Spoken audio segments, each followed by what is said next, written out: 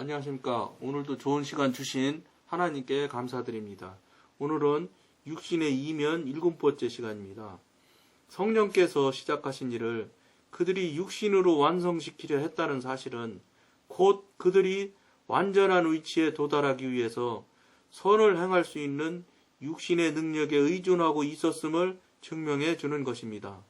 그들은 참으로 선을 행하기 위해서 대단한 시도를 했습니다. 그러나 바울은 여기서 육신의 의로운 행위와 성령의 일은 엄청난 차이가 있다는 것을 보여주고 있습니다. 사람이 육신으로 행한 일은 자기 자신에 의하여 된 것입니다. 그것은 절대로 성령이 시작하신 일을 완성시킬 수 없습니다. 당연한 말씀이지요. 육신과 성령의 일은 전혀 코드가 다르고 코스가 달라서 절대로 같이 갈 수가 없습니다. 섞여질 수도 없고 이쪽하고 저쪽하고 같은 다른 라인으로 가는데 어떻게 섞여지겠습니까? 같이 붙을 수도 없습니다. 왜냐? 성향적으로 한 성령님은 정말로 전지전능하신 거룩하시고 경건하신 부분이고 육신은 아무리 좋은 말로 표현을 하고 덮어 씌우고 포장을 한다 해도 소용없습니다. 육신의 일이기 때문에. 그렇기 때문에 절대 같이 될 수가 없다는 것입니다. 그러므로 그것은 절대로 성령이 시작하신 일을 완성시킬 수 없습니다. 우리는 행위가 아니라 주를 믿음으로 말미암아 구원을 얻었습니다. 이것이 바로 바울이 말한 헐었던 것의 의미입니다.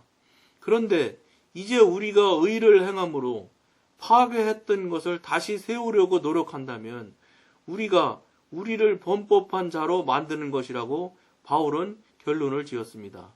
다시 말해서 바울은 죄인이 자신의 노력을 통하여 구원을 받을 수 없듯이 마찬가지로 거듭난 사람도 육신의 의로운 행위로 말미암아 완전케 될 수 없다고 말하고 있는 것입니다. 이러한 의로운 행위를 지속하는 것은 얼마나 헛된 일입니까? 아무리 뭐라고 해도 영적인 부분은 육신적인 일로 의로운 행위를 해서는 안 된다는 걸 지금 다시 재차 말씀드리고 있는 것입니다. 우리가 계속해서 육신의 이면을 지금 뒷면을 지금 계속 보고 있는데 지금 몇 차례 지금 말씀드린 것 똑같은 말씀일 수 있습니다. 육신의 일은 아무리 겉에 또는 다른 사람 또는 세상의 사람들 설령 영의 사람이라고 할지라도 영의 사람이라고 하는 사람이 잘했다고 칭찬을 할지라도 그거는 영의 사람이 잘못 알고 말할 수도 있는 것이기 때문에 자기 자신이 스스로 육신에 속한 대로 육신의 시작점에서 하는 일들이라면 그것이 결코 하나님을 기쁘게 할 수 없다는 일인 것을 우리가 정말로 뼈저리게 깨달아야 됩니다. 이 육신의 이면이 이렇게 여러 가지로 많은 방향이 있는 것 같습니다. 그러다 보니까 이렇게 시간도 많은 시간을 지금 할애해 주는 것 같습니다. 그러니까 우리가 지금 영으로 자꾸 가려고 하기 때문에 많은 부분을 알고 깨달아야 되는 것도 지식적으로도 알아야 되는 게 필요합니다. 지정의가 다 동의해야 되고 그 다음에 그 동의를 바탕으로 하나님 앞에 정말로 성령님 앞에 그대로 내놓고 회개하면서 성령님의 도우심을 요청하는 우리들이 되도록 해야 됩니다. 그래야 성령님이 도와주셔서 우리로 하여금 힘을 얻게 하고 물리치고 이길 수도 있는 권능을 부어주십니다. 왜냐하면 여러분들 다 아시다시피 12제자 중에 하나는 가룟유다는 그렇게 됐고 그 다음에 120문도가 기도할 때에 성령을 받기 전에는 다 무서워서 다 도망갔지 않습니까? 성령을 받고 나서부터 베드로도 다른 사도들도 밖으로 나가서 그때부터 예수를 증명하고 증거하기 시작했지. 그전에는 기도할 때만 해도 120문도가 한 곳에 모여 기도할 때만 해도 무서워 덜덜 떨고 있을 때입니다. 저 무슨 말씀이냐? 하나님의 일은 성령님의 도우심이 없으면 안 되는 겁니다. 하나님의 일을 성령님의 도움 없이 한다는 것 자체는 오늘 또 말씀하지 않습니까? 육신의 이면적인 면에서 불가능하다고 그러지 않습니까? 다시 말씀드리지만 성령님의 일이 되어지는 그 코스하고 육신의 일이 되어지는 코스하고는 같이 갈 수가 없습니다. 절대로. 이게 잘못됐으니까 같이 가는 것이라고 봐야지 정상적인 상태에서는 절대로 같이 갈 수가 없습니다. 합해질 수가 없는 성향들이기 때문에 그렇습니다. 그렇기 때문에 우리가 이 방송을 보시는 여러분들은 제가 처음에도 말씀드렸던 것처럼 방언 받기를 열심히 노력을 해서 방언 받으셔야 되고, 그래서 방언을 하셔야 그래도 성령님을 그래도 체험했다고 인정해 드릴 수가 있거든요. 자기 자신에게 스스로 돌아볼 때. 그렇다고 그때도 말씀드렸지만 방언 안 받았다고 성령님을 체험 못한 거냐 이렇게는 말씀하시는 건 아닙니다. 그거는 아니지만 보통 아주 가장 대다수고 가장 일반적인 경우가 방언을 받으면 성령님을 체험했다 이렇게 볼 수 있는 아주 그냥 기본적인 그 선물이라고 볼 수 있거든요. 그러니까 여러분들은 방언을 못 받으신 분은 방언을 간절하게 구하고, 또 방언을 받은 분들은 방언으로 열심히 기도를 해야 됩니다. 하루 5시간씩. 우리 3년 동안 훈련 받을 때 그렇게 하라고 교육을 받았으니까요.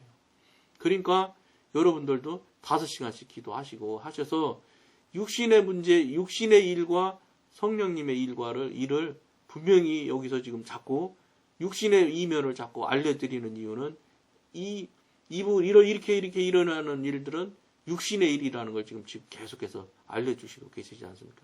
그러니까 육신의 일들을 빨리 쳐서 부서뜨리고 깨뜨려서 멀리 여러분으로 하여금 그 부분에서 떨어져 나가고 깨뜨려 나가고 끊어 나가야지 처리가 되고 정리가 되어져서 내 안에서 완전히 내려놓아지고 없어지는 그런 처리되는 일들을 빨리 하셔야 그나마라도 늘 말씀드린 대로 지저분한 게 없으면 파리는 저절로 없어진다고 그랬지 않습니까? 그러니까 우리를 빨리 깨끗게 하는 일을 열심히 우선 하셔야 됩니다. 그래서 처리받고 처리하는 일들을 하면 성령님께서 자연스럽게 가까워지시게 됩니다.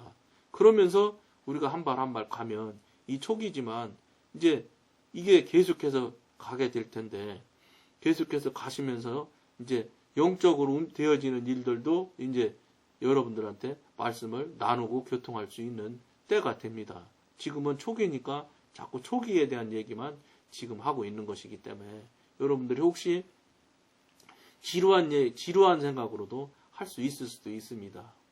오늘은 혹시 지루하실지도 모르니까 제가 제 얘기보다 다른 사람 얘기를 하나를 여러분한테 나누고 싶습니다.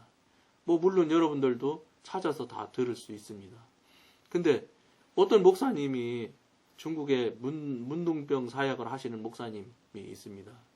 그분이 그 문둥병 사역을 하시면서 그분도 처음에는 한국에서 문둥병 사역을 하셨던 분인데, 그 한국에서 사역을 하시면서 굉장히 이제 어려움도 많으셨고 여러 가지 경험도 체험하고 이렇게 하셨던 일들을 하셨던 분인데, 그분이 이제 한국에서 그 문둥이 사역을 하는 중에 스님이 오셔가지고 여기 스님 같은 목사님이 있다는데 누구냐고 그렇게 찾아서 그 스님을 만난 적이 있었답니다. 그래가지고 여러 가지 이야기를 하는 중에 그 스님이 나는 영적이라고는 안 했지만 목사님보다 낮아서 나중에 중국에 가시고 티벳에 가시게 되면 내 스승이 거기 있으니까 자기 스님은 그 스님의 스승을 만나보라고 하면서 그 소개장을 써주셨다고 그럽니다. 그래서 이 목사님이 정말로 중국 가서 문둥이 사역을 하셨고, 그 다음에 시간이 되어서 티벳에 가게 됐고, 됐기 때문에 스승이라는 그 스님한테, 고승한테 면회를 딱 신청을 했다고 그럽니다. 면회 신청을 해서 뭐 상당한 시간을 기다리게 하더니 또 와라, 이렇게 뭐 한 달이라나 뭐 얼마나 많은 시간을 기다렸다 와라 해서 이제 가서 목사님이 성경책을 들고 갔더니 이런저런 얘기를 하는 중에 이제 성경 얘기를 하니까 그 스님이, 그 고승이 그 책을 나를 좀 빌려줄 수 있겠는가. 그래서 그 목사님이 그 고승한테 그 성경책을, 독일어로 된 성경책이었답니다. 그래서 독일어 성경책을 그분한테 빌려주고, 고승이 빌려주고, 그 다음에 자기가 다 읽고 나서 다시 연락을 하겠다. 이렇게 해서 그냥 거기서 책을 빌려주고 뭐 상당한 시간을 또 계셨던 것 같습니다. 이제 다 읽어서 어느 날 이제 뭐 한 달인지 두 달인지 지났는데 만나자 이렇게 돼서 갔더니 그 고승이 하는 말이 참 기가 막힌 말을 하시는 걸 그 목사님이 말씀하시는 걸 들었습니다. 그 고승이 뭐라고 하냐면 여기가 자기가 그 티벳에 절이 생긴 지가 2500년이 됐는데 2500년 동안 이 책을 갖다가 한 번도 읽어보라고 한 사람도 없었고 당신처럼 이렇게 가지고 온 사람도 없었다. 이렇게 진리의 말씀을 왜 이제 가져왔는가 이러면서 책망 비슷하게 그 고승이 얘기를 하더랍니다. 근데 이 목사님이 하나님을 믿는 목사님이 질수에 없지 않습니까? 가만히 있는데 슥 스치는 생각이 있어서 딱 자기가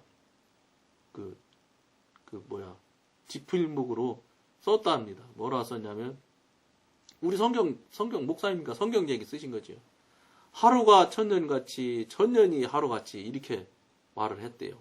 그러니까 그 스님이 고승이 하루 너 뭐 2500년이라 봤자 이틀도 못 기다린 건데 뭘 그렇게 난리냐 이런 뜻으로 이제 이 목사님이 하신 거지요. 그러니까 그 스님이 그러면서 고개를 끄덕끄덕 하더래요. 그러면서 그 스님한테서 들은 얘기가 무슨 얘기냐. 이 대단한 진리를 왜 이제 가졌는가. 그런 얘기를 들었다는. 그리고 이제 그 이후로도 계속 그분이 그 고승하고 이제 관계를 계속 맺은 얘기가 또 있긴 한데, 그 이제 차츰 제가 나눌 때 말씀을 드리겠습니다. 무슨 말씀이냐면, 우리가 지금 성경 너무 흔하고 손에 잡히고, 진짜 조금 죄송한 표현이지만, 발로 채일 만큼 성경이 많지 않습니까? 우리는 성경이 너무 많고 흔하다 보니까 성경 말씀을 너무 쉽게 생각하는 경우가 많습니다. 그렇지 않습니다. 성경 말씀이 얼마나 대단한 말씀인지 우리들은 꼭 알아야 됩니다. 그래야 그 성경을 귀중하고 소중하게 알 수 모셔야 됩니다. 그 고승이 그런 이야기를 할 정도면 우리가 얼마나 대단한 말씀을 지금 우리가 옆에 두고 있고 우리가 그 말씀을 지금 신앙하고 있는지를 우리가 알도록 해야 됩니다. 무슨 소리냐? 자존심과 자존감에 대해서 말씀을 드려볼게요.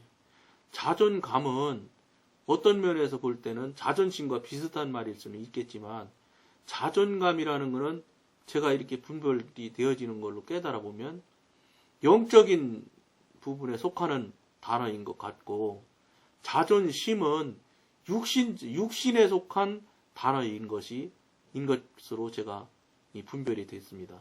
그러니까 자존심은 건들면 톡 튀어나옵니다. 말썽이 납니다. 탈이 납니다. 근데 자존감은 자기 스스로 자기만 가지고 있는 나름대로의 안에 들어있는 걸 기품이 있는 자존심이라고 말할 수 있습니다. 우리 영적으로 살고 영적으로 우리 가고자 열심을 하는 우리들은 자존심은 버려야 되는 일이고 자존감은 성령님과 교통하면서 성령님께서 깨닫고 알게 해주시는 것을 우리 마음속에 깊이 두고 깊이 우리 마음속에 담고 살아야 되는 것이 아닌가. 자존심에 흔들려서는 안 된다 이런 말씀입니다. 자존감을 가진 사람은 자존심에 휘둘리고 흔들려서는 안 될 것 같다는 생각을 이 시간 하면서 여러분과 나눕니다. 지루하시다고 생각하지 마시고 충실하게 성실히 계속 같이 갔으면 좋겠습니다. 오늘 여기까지만 하겠습니다. 감사합니다.